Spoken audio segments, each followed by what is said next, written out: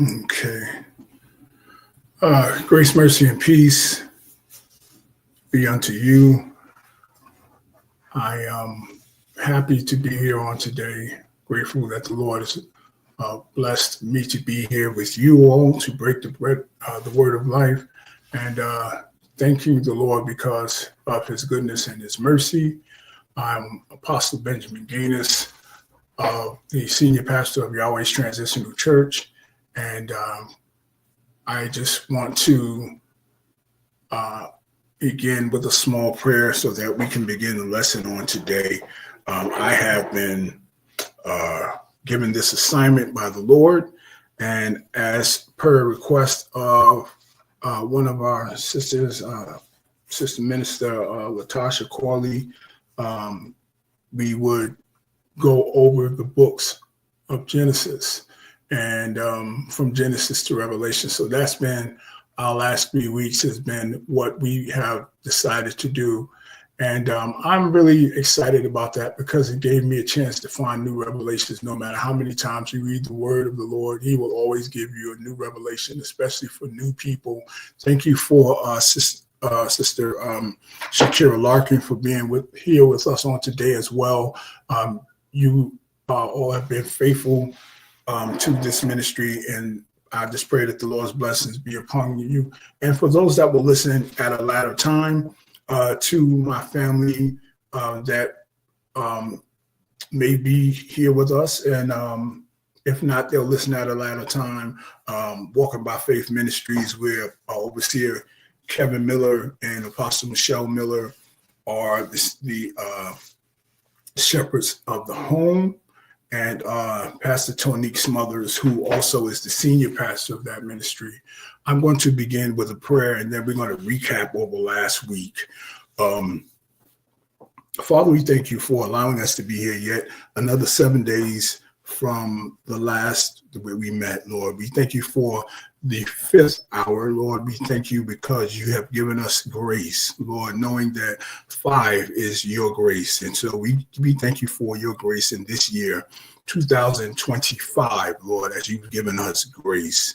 And we ask that you will bless your word for those that will hear it, Lord, and those that will listen, Lord, those that will be drawn to it, Lord, and those that might hear it at a later time. We ask that your effect and your work be done through it and with it. And so we give you praise, honor, and glory. Hallelujah. Amen. Like I said, I'm going to begin with recapping from last week. We were going over the 3 sons of Noah, understanding that Noah became a man of the field, which means he was a farmer, and that he decided that he was going to take a taste of what he had grown, the grapes that he had grown. And after tasting the pure wine that he had made from the grapes, he had gotten inebriated. And he wasn't setting out to be drunk, but pure wine was pure wine. That means it was good. It was sellable. Even that was the purpose of him growing it. You grow it because obviously you want to be able to use it or make money from it or whatever, you know. And so obviously it was good enough to be used because it worked for him. And now his son Ham decides that he's going to go and look at his father. And he went and saw his father and began to do whatever he did. How about we'll just say that. But afterward, he called his brothers so that his brothers could come and take a look at their father. And their brothers decided that they were going to, when they saw their father was without clothes, they put a robe on their back and walked in backwards so that they could not face their father or see his naked body. Now we have to take attention to the word that the Bible says they did not want to see their father's naked body. And also that when Ham came by, he saw his father was unnaked. Now, After Noah woke up and he realized what Ham had done, as the word says, then he cursed Ham and Canaan. And many people tried to figure out why was it so hard, because he was naked, that he had to curse Canaan, until we went over last week that the reason for his cursing Canaan was not because he saw him, because he uncovered his naked body, because Ham got cursed for uncovering his father's nakedness, not uncovering his father's naked body. Okay, because his father's naked body was already uncovered, which is why he told his brothers. Okay, so he did not do that. It was already done, because as an act of being inebriated, whatever went on, he was already naked, but he told his brothers. So we know that was ruled out, that he undressed his father or like that, but the actual thing is, when we read the word further on in the book of Leviticus, we read that uncovering your father's nakedness is different from uncovering your father's naked body. Now, uncovering your father's naked body means that you took his clothes off of him. Okay, uncovering his body to be naked means you took his clothes off. All right, like you would uncover your baby to change their diaper or something like that. That was not a sinful thing, even though the other brothers had too much respect for the dad to want to see him in that way, as they should. When we read in Leviticus, I believe it is the 20th chapter in the 11th or the 19th verse, it says a man that uncovers, that lies with his father's wife, uncovers his father's nakedness. So now we see it was not the fact that you saw your father saw him naked or undressed. It was the fact that you uncovered his nakedness, which means slept with his wife. And that's why the word says, when he realized what Ham had done to him, then he cursed Ham. And he not only cursed Ham, but Ham's son. Now, Ham had already had a son. Yes. And the son had a name. So he cursed him and his lineage, because the son was a result of the mother that the son slept with, Ham's wife. So now that brings a new understanding to what we may have thought, that, oh, I saw my father naked, and so now, there's going to be, so much destruction and everything else like that, or why was he so cruel or anything? Just because he saw his father naked, why did he have to be punished like that? Because that was not all that there was to it. And so I must say this, that we have to learn how to read the word and get a revelation, as opposed to getting a revelation and declaring it that is the word. And I know a lot of people do not know this passage of the Bible that way or understand it that way, but most times people fear what they don't know. They disapprove of what they don't know, what they don't understand. And that's what most people will actually do. Go back to it and say that this is wrong or this is blasphemy. But when the word can substantiate or corroborate everything that's being said, then there is nothing to argue about. So I'm just going to make it perfectly clear that I pray to the Lord that I never add anything to his word or take away from it. So that is not what I do. And again, if there is anyone that has an input or understanding that can make me understand anything better, the word says now we know in part and we prophesy in part. So we're ever learning. I don't believe in anyone not being heard, especially because I know I'm not the only one that the Lord gives understanding to, and maybe my understanding is different from what anybody else might know. So I'm just going to leave that there. But this week, I'm going to go back on, because how he explained to the people before they had even got to their new land. He said, you must not go to the place where of Egypt and do as they did, nor in the land of Canaan where I'm taking you to. He told them, do not usurp their ways. Do not do the things that they did. Do not follow their traits. Do not follow their ordinances or anything else like that. But you must follow the things that I am commanding you when you go to that land, because that was the land that I promised your people, the Israelites. I gave it to as a promise to Abraham, that the land of Canaan would be there. So I'm going to bring a little understanding about the land of Canaan. The land of Canaan was pretty much known for flowing with milk and honey.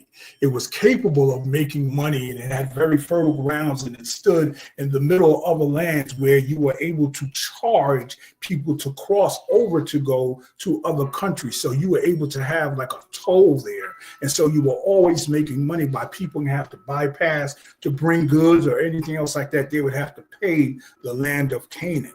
Not only were the grounds good, not only were the area beautiful and, spacious and everything, but then they were able to charge people. They were then able to sell things to other people. They were able to get the people that were coming back and forth to bring things other places, and maybe even get a pass the next time they go through. The Lord knew what he was doing, and it's still between other lands, and they were able to do so many things with this land, which is why it was supposed to be a very profitable place that Elohim had promised to Abraham. And so it was supposed to be a blessing. It began a blessing because when the Most High made the world, he said it is good. And even at a time, he said it is very good. But again, when the world became corrupt and the sons of God slept with the daughters of men, and idolatry became part of what was going on, and then Cain slew Abel, all those different things that took corruption onto the earth, then the Lord just was not going to take this anymore. And so he decided that he was going to destroy the earth. And this is what caused the flood. Here you have Noah and his family is the new beginning of the new world that is fabricated. And Ham does this to his father. And so now it's already corrupt. The people in the land of Canaan, where they're at, they served other gods and did idols and all those type of different things. And Elohim was, really upset. So he made it clear to these people that when I bring you back to this land that I promised, because you were in Egypt, when I bring you back into this land that I promised to to Abraham, when I promised you, he told Joshua, when I bring you back to this land, that you were going to succeed Moses, because Moses began coming from Egypt to Canaan, but he did not make it because of how he did with the Lord's name. And so he decided that I want you guys to do the right thing. Don't do like it was in Egypt. Don't do like they did in Egypt. Don't do the things that they will do in Canaan, which I'm taking you to. So now Elohim made it clear that the Israelites would not associate with the Canaanites or follow their statutes. But for some reason, it always seems inevitable for people to do what is right. Mm. I have a question. Mm-hmm. Pardon me. So after the flood with Moses and his children and their wives, you would think. Well, Moses was not Moses. Noah. Mm-hmm. Noah. After the flood and them seeing everything that God did, everything that happened, you would think that they would have a real fear for who God was and know that they were the only ones left on earth, that they were the only ones saved. How is it that wickedness crept back in after the flood? See, wickedness did not leave. Wickedness did not leave. People left. And again, this spirits don't dwell on the ground. The earth was destroyed. Oh, they're in the air. But spirits were still in the air. So for this reason, the Lord had to make rules and commandments and, things that we must not do. Wow.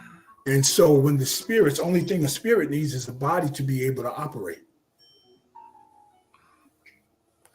Wow. Okay. Wow. This is why when people think that because you're going to a church arena or something like that, that evil won't be there. No. Any place that the enemy knows that people are going to be, that's where he's going to be. Because it's more for him to gain. And who else than someone who wants to do right? Let me go there before they get right, and I'll get them on my side. Paul and Silas were, approached by a witch on their way to prayer. And started ridiculing them, making fun of them and clowning them and everything else like that. And so Paul decided to cast the spirit out of that witch, which was a woman who was a diviner. And the people in that town were upset because that's how they were making their money, off of her, giving her fortunes and stuff like that. So it was like, how did you cast that spirit out of her? Now how are we going to make our money? And that's why they got thrown in jail. Okay. Thank you. No problem. So it was not, the earth was clear. The things that were on the earth were clear, but it was not the spirit of evil, because understand, Satan still was there. And for those that do understand, Satan is an angel. Now, that word angel is malak. M-A-L-A-K. It means messenger. There are good angels and evil angels. So evil was there. Paul said, I followed the law that when I would do good, evil was present. It's a law. So they began to worship other gods. And now Elohim has rules and bylaws. And it's, people think that, well, why would I go where there are rules and bylaws? Even our children are like that, when I can just go and be somewhere and have myself a good old time and don't have to worry about having to, control myself. I know that for a fact. In school, that's how the children behave. Well, I would much rather do what I want to do than to do what I have to do. So it's better for me. So I'm going to be going from the book of Leviticus, or Vayikra, as it is said in Hebrew, and I'm going to read from the 18th chapter. And it said, the Lord said to Moses, speak to the Israelites and say to them, I am the Lord your God. You must not do it as they do in Egypt, where you used to live, and you must not do as they do in the land of Canaan. This is what I read last week, where I am bringing you. Do not follow their practices. And so the land of Canaan is known for incest and sexual immoralities, as I said earlier. As Canaan, was the son of Ham, who uncovered his father's nakedness, therefore causing Canaan's son to be cursed by Noah. Okay, and when we read further, we'll see that the Israel's firstborn, who Israel is Jacob, is the name that he was given after he wrestled with the angel. His firstborn, Reuben, followed the same thing that Ham did. So you'll see, because the two places that the scripture said is Egypt. You must not do as they do in Egypt, where you used to live, and you must not do as they do in the land of Canaan, where I'm taking you. So I'm going to show you in the book of Genesis 49:3. It says, Reuben, this is where Jacob was blessing his sons before he died. He gave them all the blessings that would do them. And he says, Reuben, you are my firstborn, my might, the first sign of my strength, excelling in honor and excelling in power. turbulence as the waters, you will no longer excel.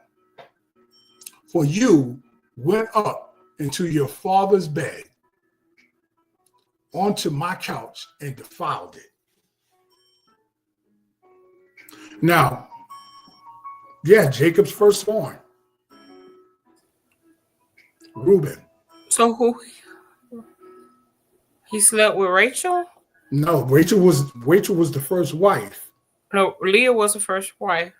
I'm saying Rachel was the one that he initially wanted, the one he fell in love with. Rachel was his true love. He ended up with Leah was his mama. Did he sleep with his mama? He didn't sleep with his mom. He slept with one of the concubines, but they were still nonetheless his father's wife. Okay. Yeah. So it is just a sad thing that this is the practice, because they came out of how the Lord said, don't do it as they do in the land of Egypt. Don't do it as they do in the land of Canaan. And Reuben, the firstborn of the 12 sons of Jacob, indicates that he was, in his rights, he alleviated his rights and prerogatives as the firstborn. Now, if you're the firstborn, then you get all the rights as the king, you get all the inheritance or whatever like that, and you are in control. That's why he said, you are my might, you are my first sign of light, everything else like that he said, you as my firstborn, but you were turbulent as the waters, and you went into my bed and you defiled it. Wow, that's crazy. Mm-hmm. At first, he excelled in honor and power, as is fitting for the first son to be. He's supposed to be the one that everybody looks up to. But Jacob declares that Reuben will no longer excel. He said it, you will no longer excel. And due to his sin of incest with Bilhah, which was the concubine's name, his father's concubine wife, I'm going to read for you from the 35th chapter, the 21st verse. It says, Israel moved on again and pitched his tent beyond Migdal in Eder. And while Israel was living in that region, Reuben went in and slept with his father's concubine Bilhah, and Israel heard of it. Okay? And nothing new under the sun. Seems like it's a repeat offense. Yes.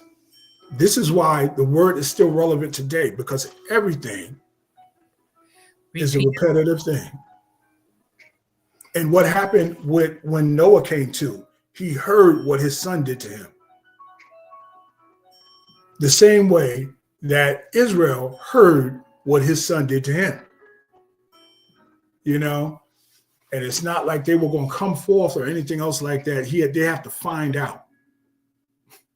And although that sin was committed 40 years later, 40 years before that blessings were bestowed, there was a permanent scar on Reuben's character and in Jacob's heart. And also the scar was on his heirs. Okay? By committing this uncleanliness with his father's wife, there would be a reproach upon his tribe and his family, to whom he ought to have been an example and a blessing. So everything that you were supposed to be, you started off being a man of valor, a man of honor, and you were expected as the firstborn to be what people look up to. But you went on and you did something like this. And so he forfeited his rights to the birthright, and dying, and his dying father demoted him, although he did not disown or disinherit him. That is the grace of our Lord. Although we do wrong to the Lord, he does not take his inheritance from us, just like Israel did. I demoted you, but I didn't get you killed, and I did not take you out of out of your inheritance. That's grace. That's grace, which is why we do 2025 at 5 o'clock, because 5 is grace. And I'm going to explain, he would still have all the privileges of a son, but not the rights of a firstborn son.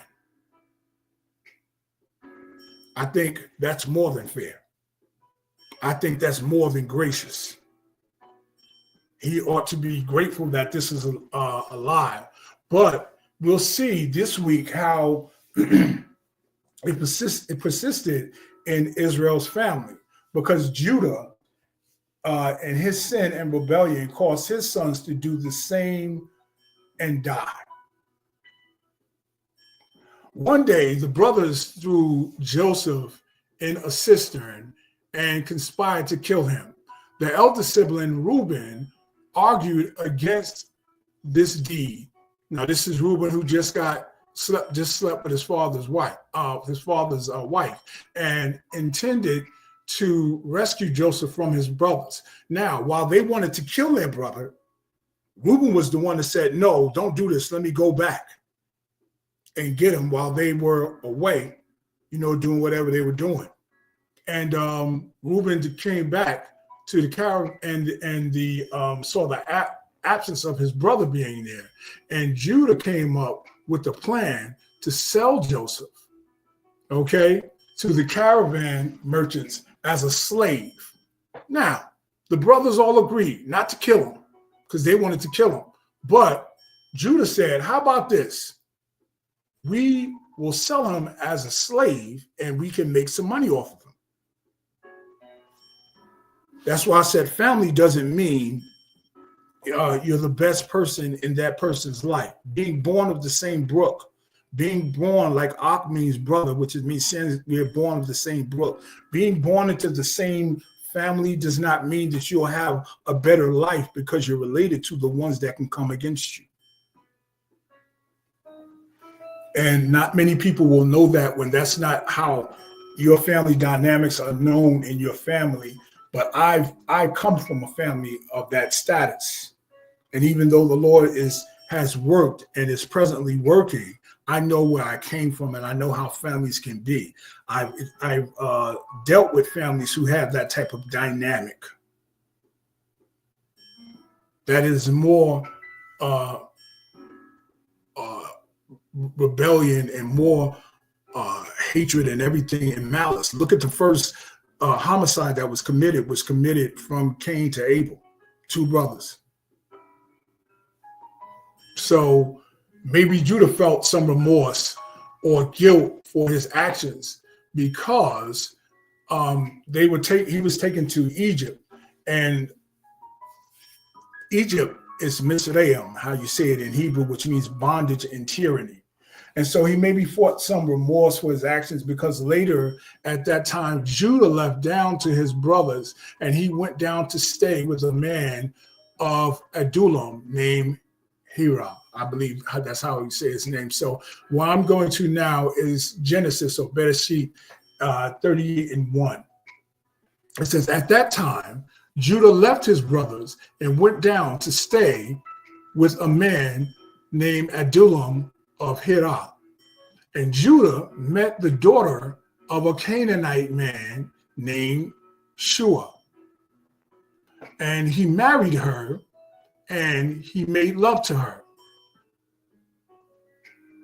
And she became pregnant and she gave birth to a son who was named And she conceived again and gave birth to a son, and his name was Onan. And she gave birth to still another son, and his name was Shelah. It was at Keish that she gave birth to him. Now Judah got a wife for his son, his firstborn, and her name was Tamar. But who was Judah's son, firstborn son, was wicked in the Lord's sight. So the Lord put him to death. Judah's son. I'm sorry. Is that Yes. 30:1 you said? Yes. It's not reading the same. 38:1. Pardon me. 38:1. Okay. All right. Thank you. Mm-hmm. Just 1 minute. I gotta get with you because I was at 30:1. Okay. No, pardon me. I might have said it a little slurred. 38:1. Okay. All right. I'm there. So as we see in the this passage, it's talking about Judah who left his brothers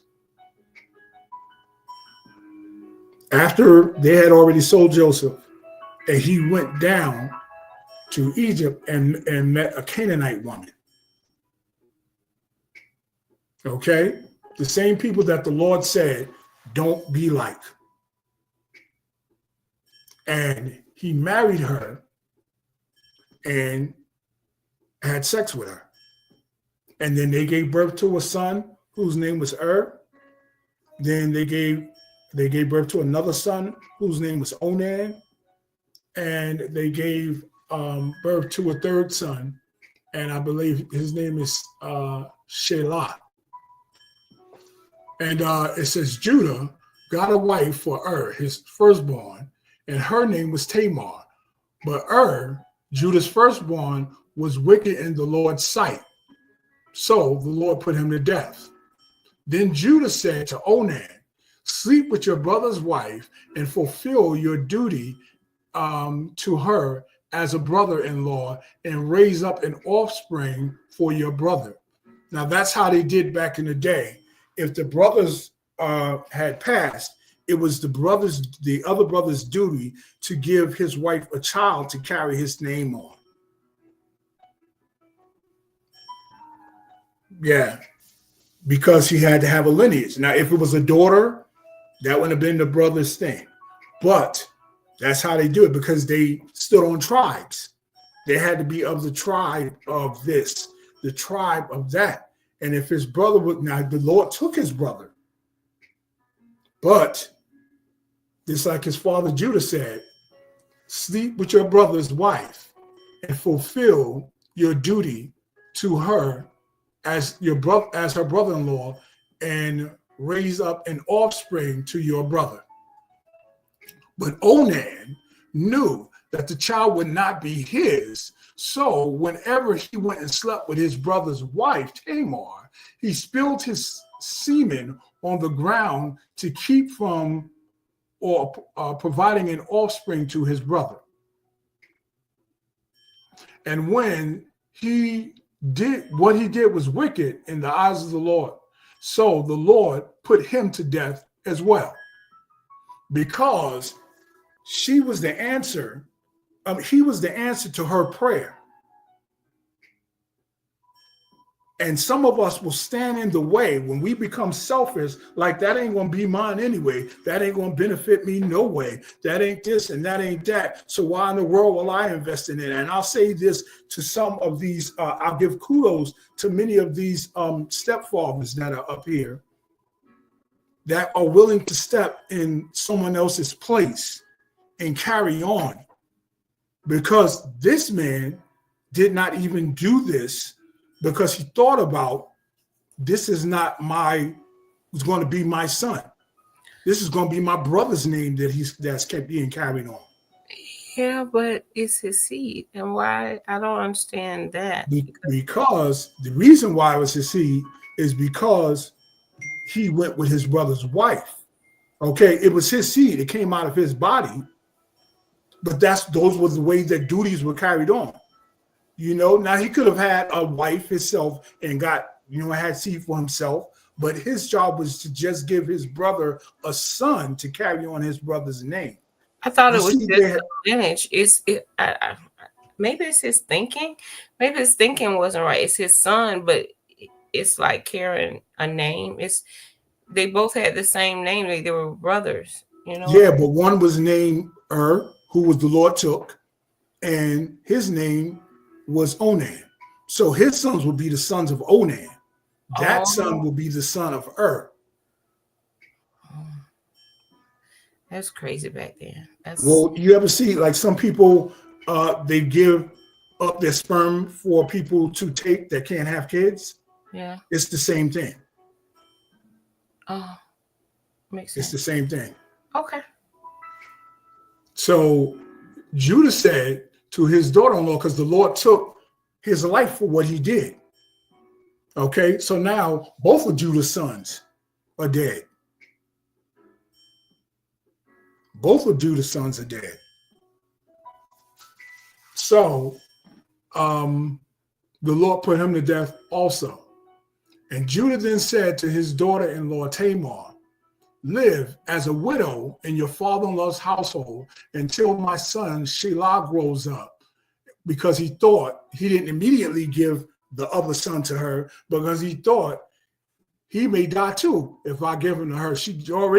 I gave two of my sons to her and they dead. So he didn't give the last one to her. He said, wait till he grows up, because he was a little lad at that time. Hey. Mm-hmm. Wow. Yeah. So he was being slick. And you have to hear the passage in the Bible are crazy. It said, after a long time, Judah's wife, Tamar, the daughter of Shua, died. I mean, Judah's wife, not Tamar. Judah's wife died. And when Judah had recovered from his grief, he went up into Tanah. Now, Judah is the son of Jacob that sold Joseph. And his two sons were dead, and then his wife dies. And it says, after he got over his grief, he went up into Tanah. Then the men who were shearing sheep and his friends in Harah, the Adulamites, went with him. And when Tamar was told, your father-in-law is on his way to Tamar or Tanah, you to shear the sheep, near you to shear the sheep, she took her off her widow's clothes and covered herself with a veil to disguise herself, and then sat down on the entrance of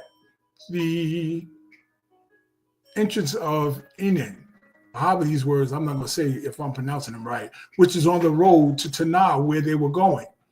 For she saw that though Shelah was now grown up, she had not been given to him as a husband, nor to him as a wife. Now, like I said, Shelah was the youngest son.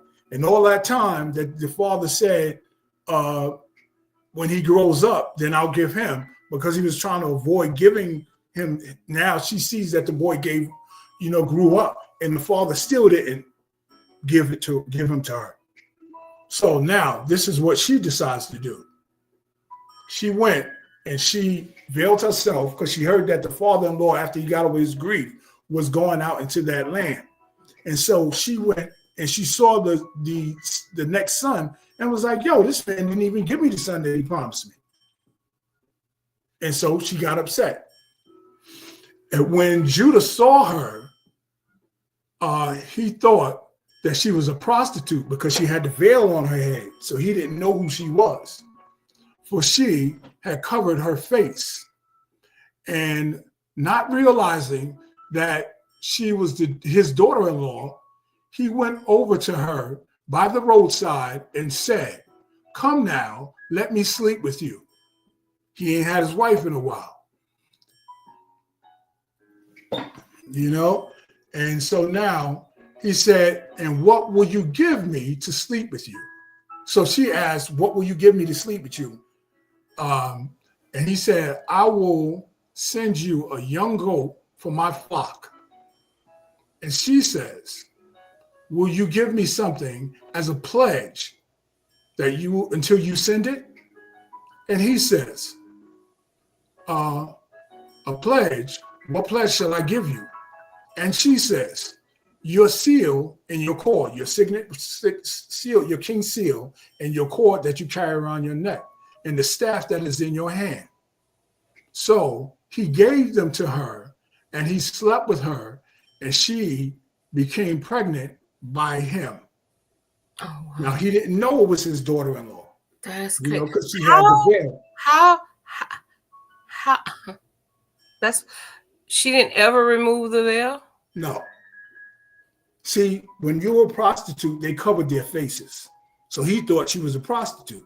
So he just went trying to get, The good. you know, what prostitutes do. Yeah. You know, but he didn't know it was his daughter-in-law, because she followed to him to where they was going, and she saw that the son that you promised me was old, and you still didn't give And me. she knew the way of a prostitute because she Right. found herself as a Mm-hmm. prostitute.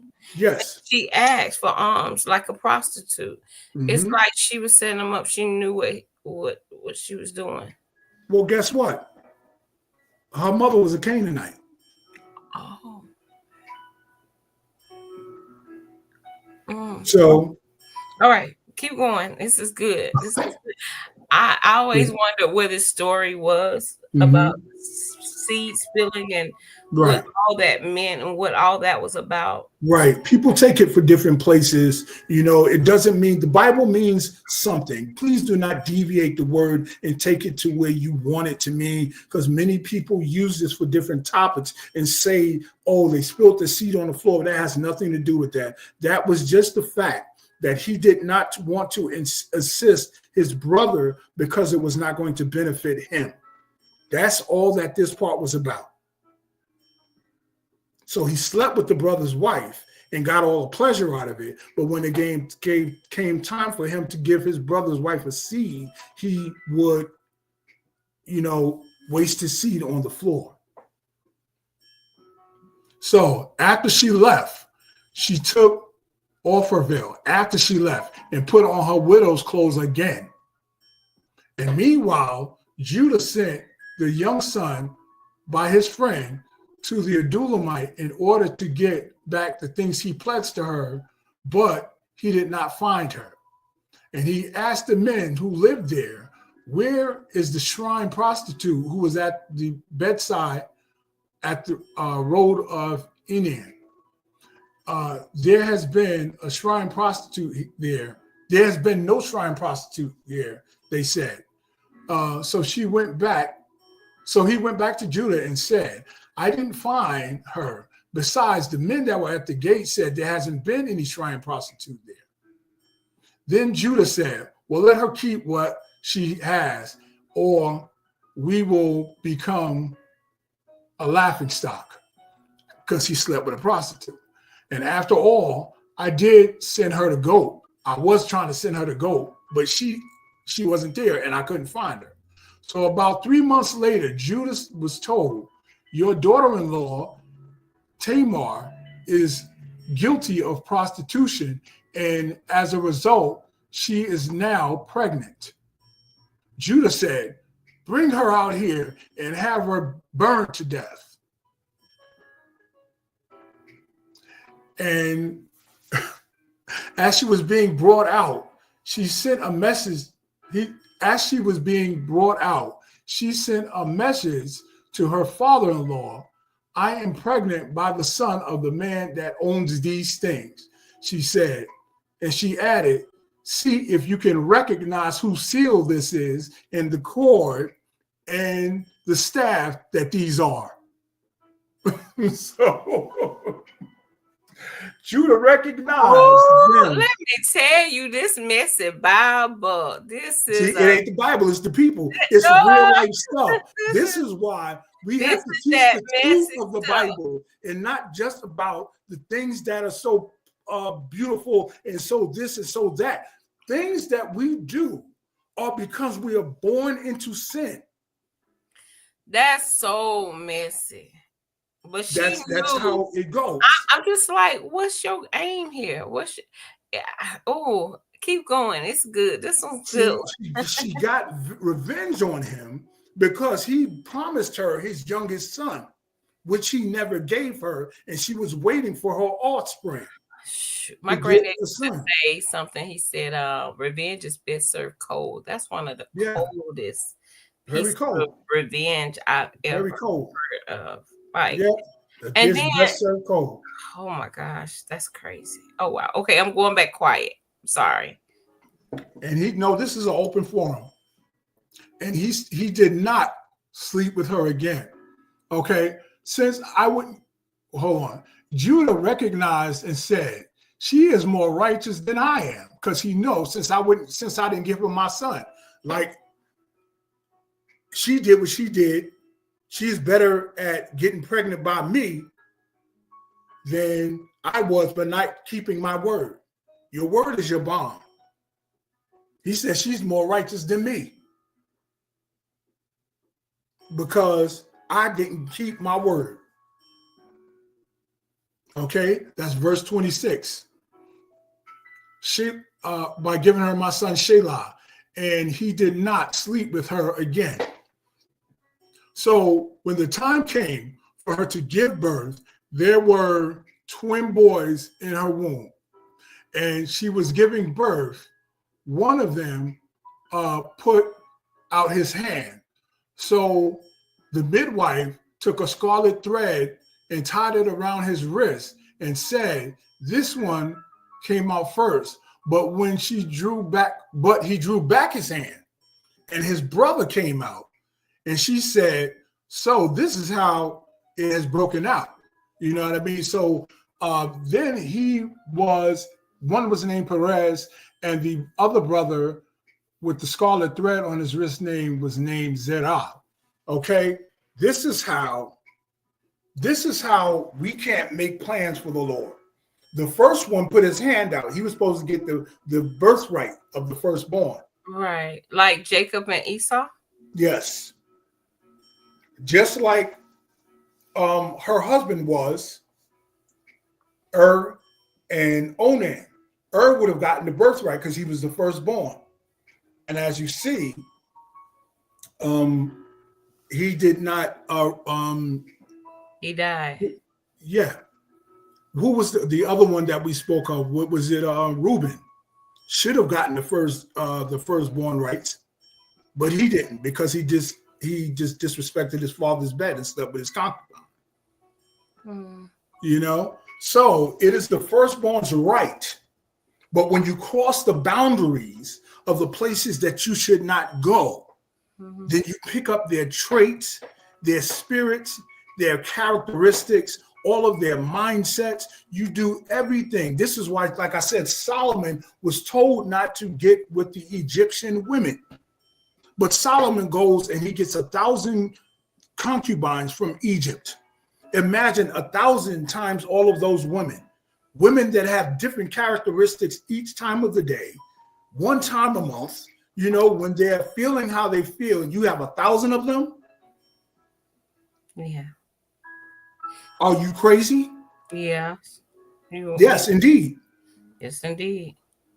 So when the Lord says not to deal with the Egyptian women, and he went there and saw a Canaanite woman and married her, he usurped her character as opposed to her taking on his character as an Israelite.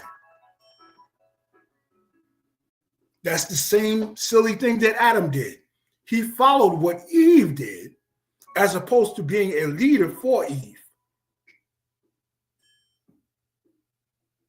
The Lord told Adam not to eat of that fruit.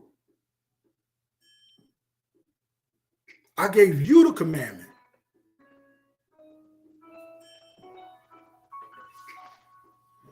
But when we keep taking the back seat to our leadership and our authority, then we allow anything in the back to be the front for us. That's why I said if the Lord puts you in the front, stop stepping to the back. Because if he wanted somebody else in the front beside you, he will put them there. And even though we don't understand, now watch this. These are Judah's sons. Judah, the one that left his brothers and married a Canaanite woman. Guess what? Judah is when Saul's kingdoms were split in two parts. The northern part was Israel, and the southern part was Judah. The line of Judah. The line of Judah, which is where David's seed comes from. David is from the line, from Judah. And as well, our Messiah is from Judah. So even though we can do silly things and we can mess up in silly ways and everything else like that, the Lord will still use us for great things.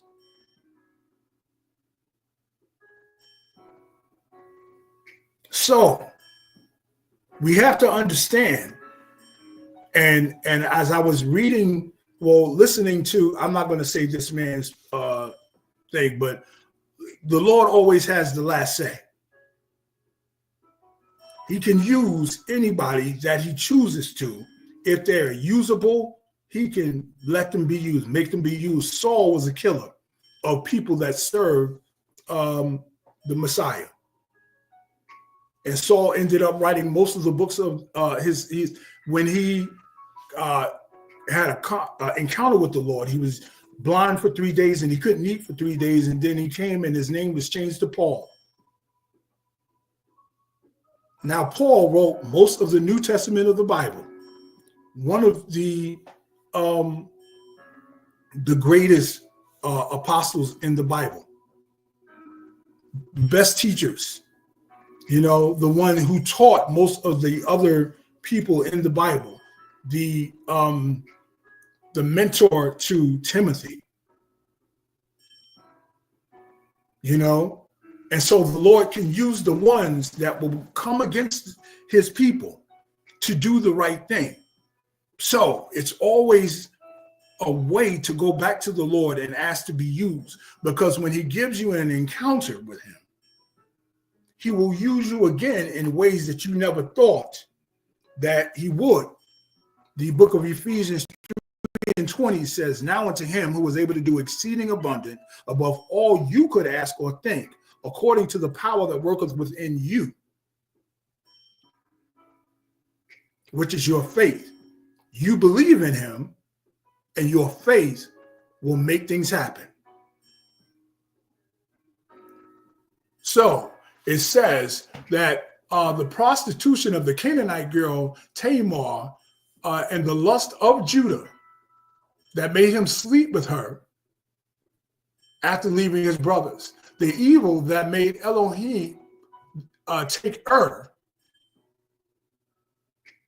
it was evil, the evil that did that made Elohim take his life, and the selfishness of the brother Onan that would not give her the seed, was all a result of crossing over to the boundaries in Canaan.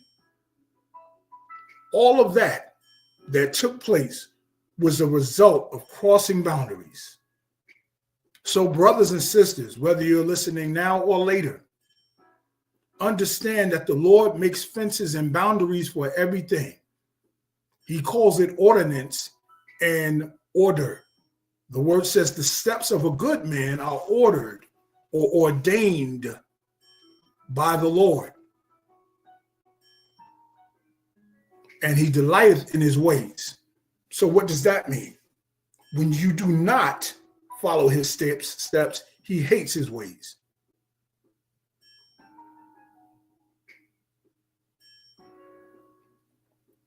We must learn how to follow the protocol of the Most High. It is not you know what? It's a command, but we are given free will, because that's how we make choices.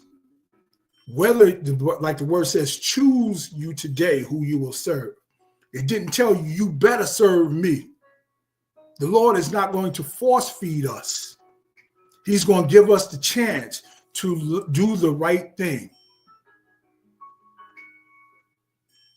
And if we do not adhere to his word, then he's going to show us what consequences are about.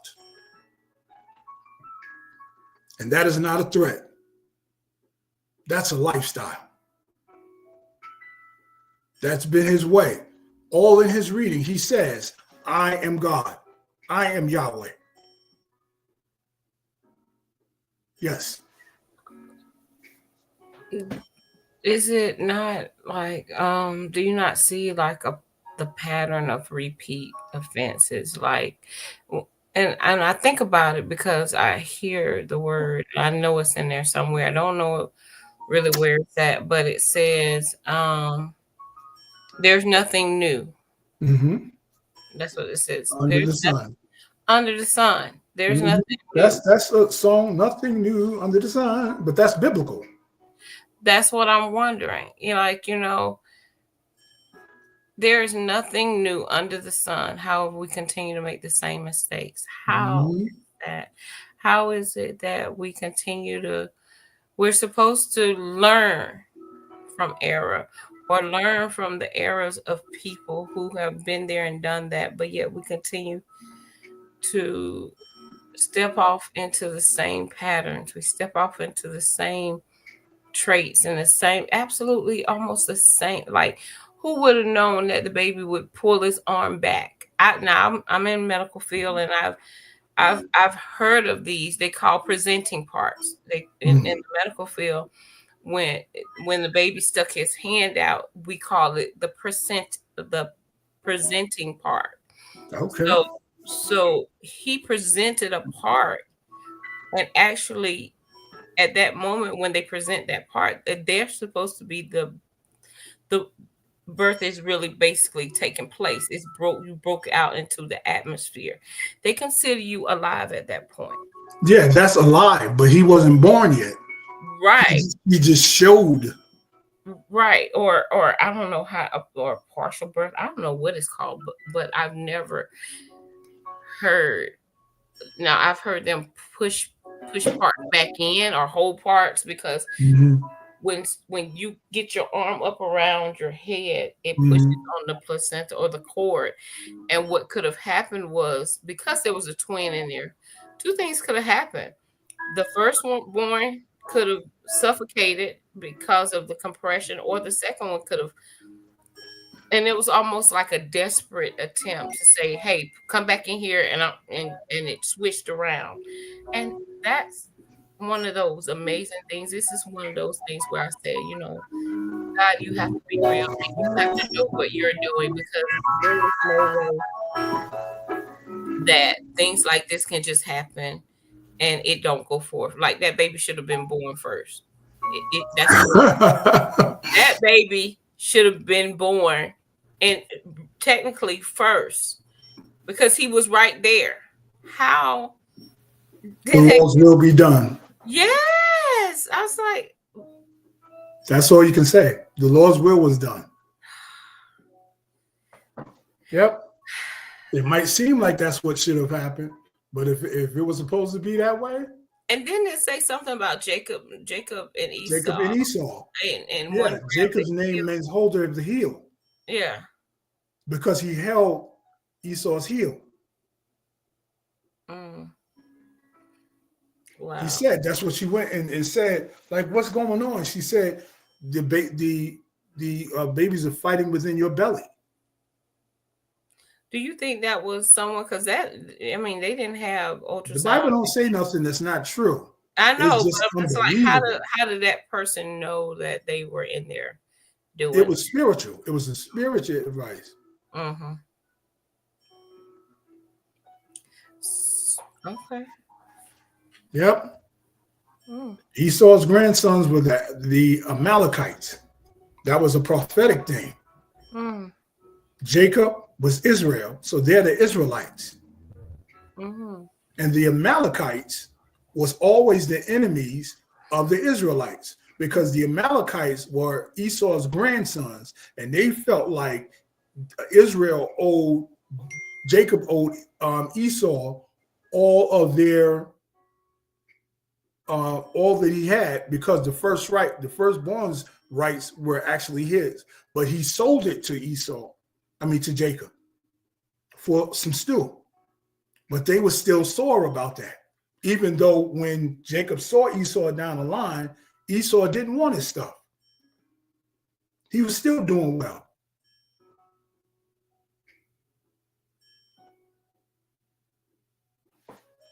The Lord's will done.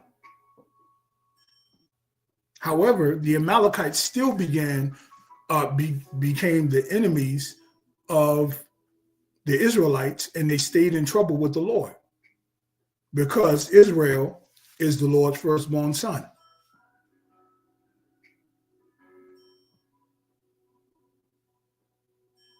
See, this is why we have to know the Old Testament of the Bible so that things can make sense as we go on and on, because church arenas will not teach things like this to the depth that they need to be taught for us to get some clarity. I want to ask you, would you find two things? Would you read, Sister Larkin? Would you find two things for me? All right.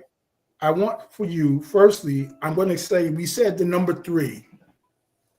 And when we began to speak about from Genesis to Revelation, the number 3 means 3 words: in the beginning.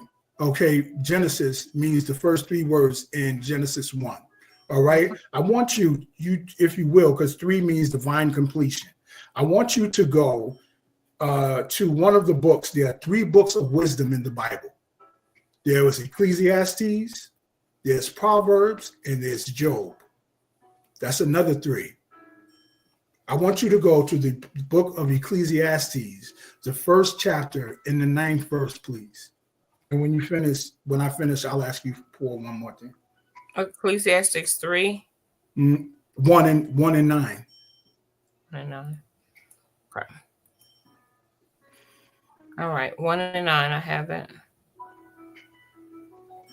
What has been will be again. What has been done will be done again. There's nothing new under the sun. And at the top it says everything is meaningless. I like to go up just a little bit though,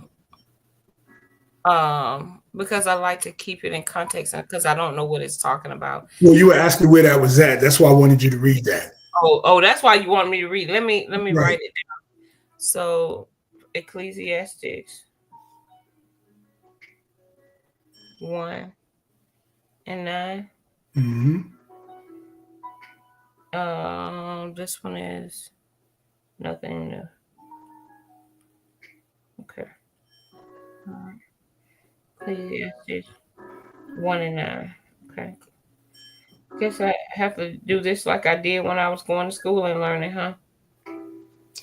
You know, I do take requests on here. If there's anything specific that as a request to be taught, I can always go back to, getting back on track to where we read from Genesis to Revelation. But if something is pressing to be learned, like, we are always going to take suggestions, and also my intent is to have, I know many teachers, and I would love for some of my ministry brethren to come and be able to render a lesson or break bread with us, so that will be in due time. But again, to Ecclesiastes 3, it says, to everything there's a season and a time, to every purpose under the heaven.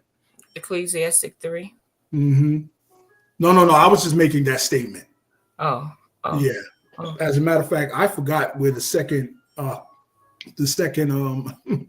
place that I was hoping that you could read. Ecclesiastes. Josh. No, I know I mentioned them, but I had somewhere that I meant for you to ask you to read, but I forgot what it was because I didn't say it yet. But that's what happens when you get all these gray hairs and have to deal with these children in school. Oh, it's all as well. But before that 9, it says, all things are wearisome, more than I can say. The eye never has enough of seeing, nor the ear of its fill of hearing. What has been will be again, and what has been done will be done again, and there's nothing new under the sun. Is there anything of which I can say, look, there is something new? There was here already long ago. It was here before our time. No one remembers the former generations. And even those yet to come will not be remembered by those who follow them. Now, what does the word say? Even now, that's in the book of Ecclesiastes. Now, when the Bible in the New Testament, in the Beatitudes, which means blessings, okay, he says, "Blessed are they when men shall revile you and persecute you and say all manners of evil against you falsely for my sake." But it tells us, rejoice and be exceeding glad, for great is your reward in heaven. Then it says, for so persecuted they the prophets which were before you, which means it was done before. There is nothing new. That's why he said, what can I say has happened that hasn't happened before? There's nothing new.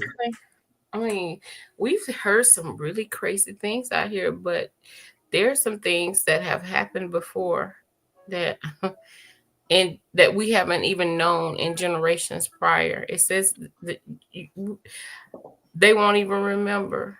Trust me. None of us were there. I want to say this to all these people that think it's cool to just say you're in ministry or you're a pastor and you're this and you're that, because it seems as it brings you some type of greatness or anything else like that. Back in the day, when you were found to be a follower of Christ, they would stone you to death.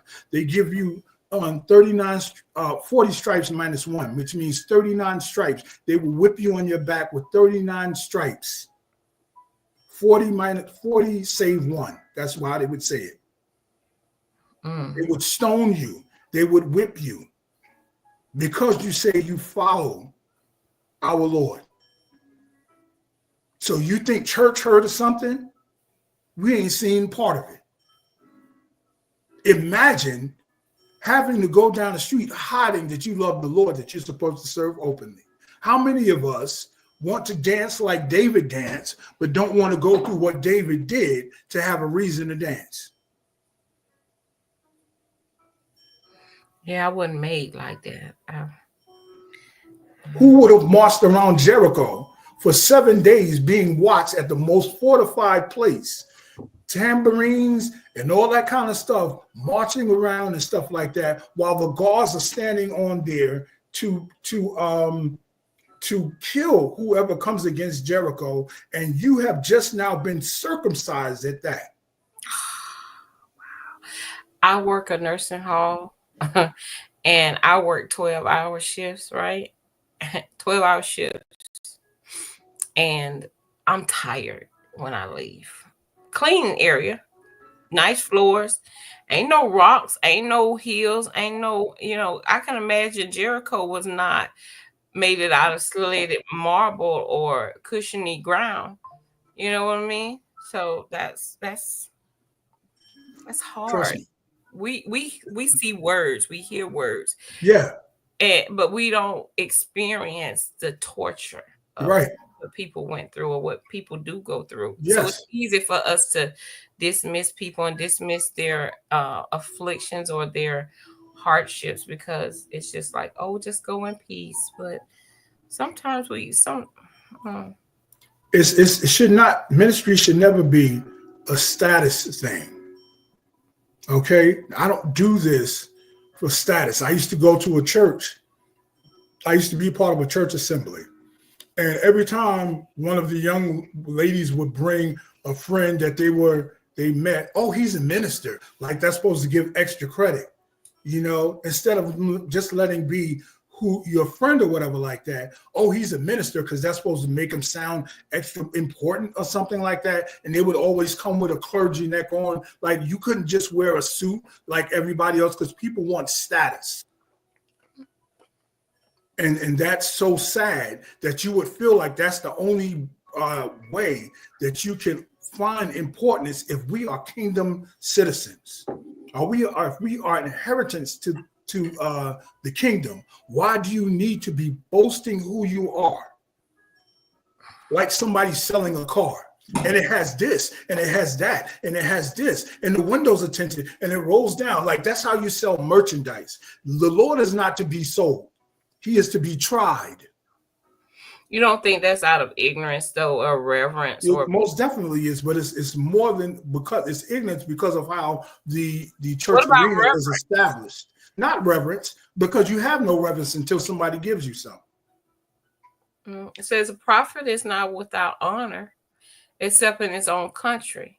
That Right. means prophets who go out, that people don't know the prophets unless they know the prophets. And when the prophet is known, they're honored. Well, guess what? That is the Lord that's in you. Hmm. That's not you saying who you are. All right. Okay. And so when people Show me the show me book instead of tell me book. yes, that's exactly what it is. I like that. Live it out. I like that. Yes.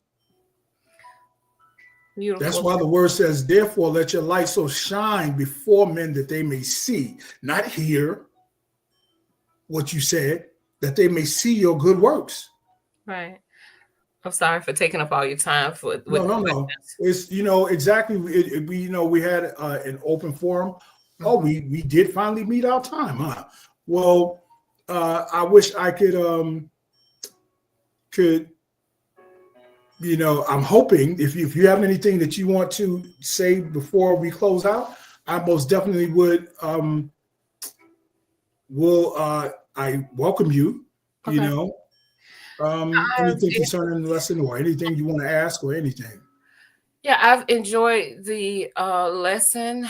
The takeaways for me is like I kind of question like who can be righteous? Those are the things who can really do the right things when so much is present that it was inevitable to be repeated. Who breaks the cycle?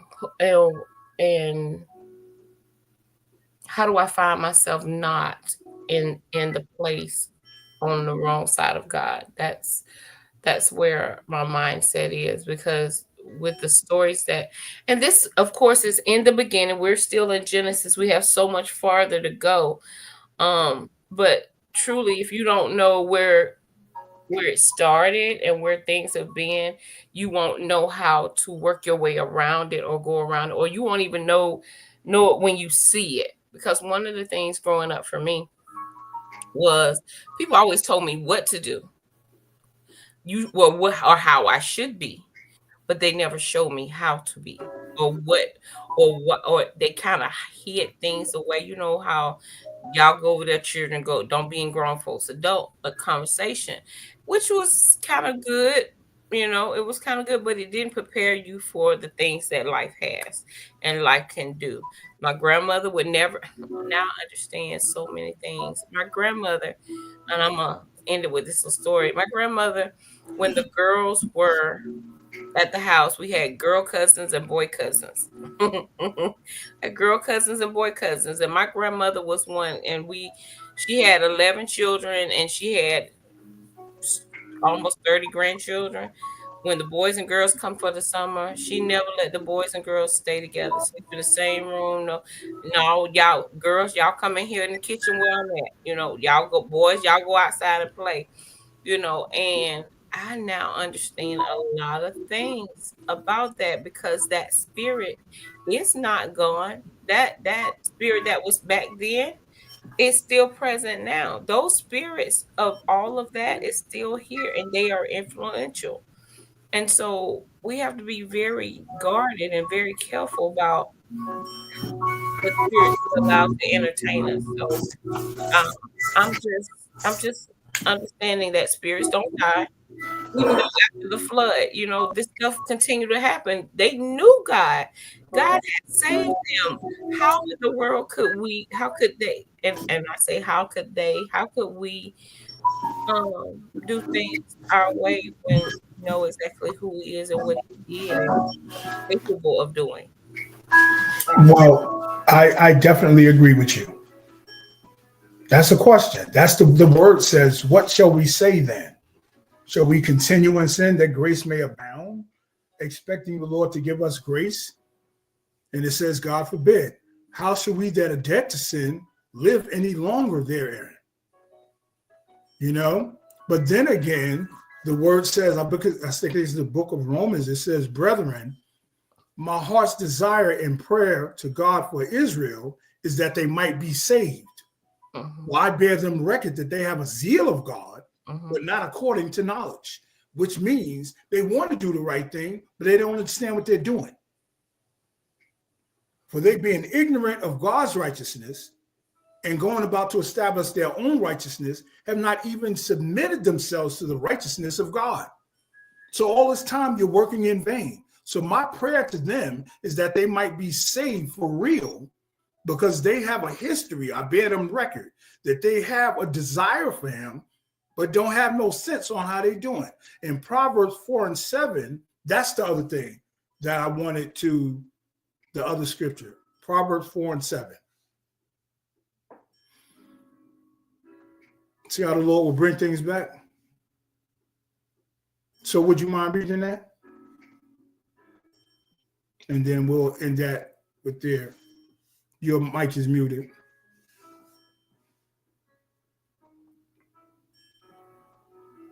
All right, Proverbs 4:7.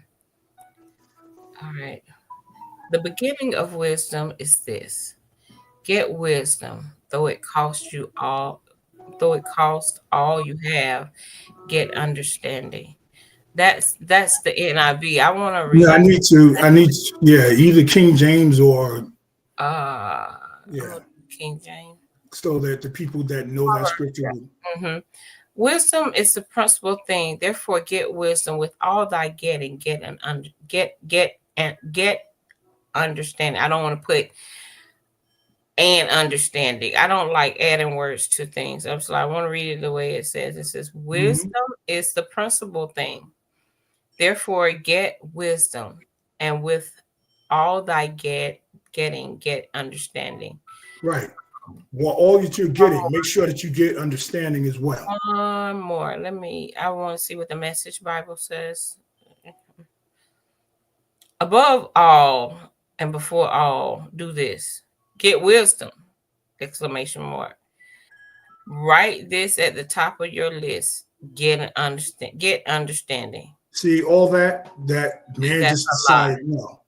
That's man's way of saying his way. Yeah. So I stick to two versions. I have a Jewish Bible, complete Jewish Bible. Let's see. The beginning of wisdom is the beginning of wisdom is get wisdom, and along with all your getting, get insight. You know, that's another way it means, but I'm trying to get the word understanding. Understanding. You know? Yeah. So that's why I only stick with either one or the other. Okay. You know, so I don't do a lot of those, because people know some scriptures, but they need some key words to know that that's the one that they know. So I don't go all around the board for people to switch it around, so the people that do know that know the word, but know it the way, a specific way, don't miss it. Right. So that's what I want to say for this evening.